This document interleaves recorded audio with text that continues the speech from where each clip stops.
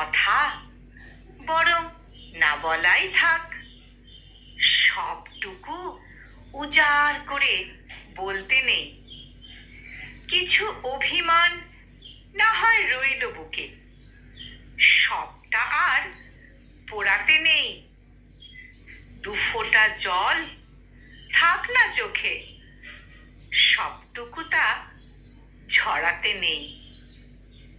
কিছু দূরত্ব না হয় রইল মনে, সব ভুলে খুব কাছে আসতে নেই।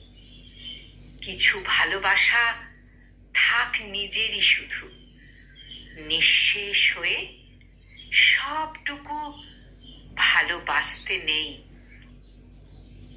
সংকলিত এই কবিতাটির কণ্ঠ প্রয়াসে আমি নিবেদিতা।